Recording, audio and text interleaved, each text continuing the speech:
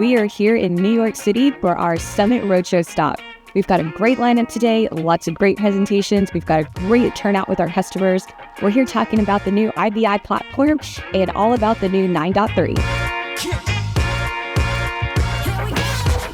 It's so exciting to be here at our customer summit here in New York City where IBI first began. And it's so exciting to see all these customers gathering together, collaborating.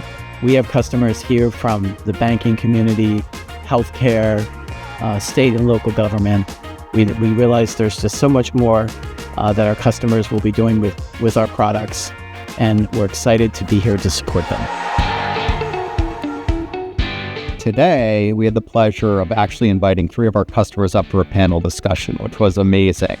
And so these customers are doing really innovative things with the product.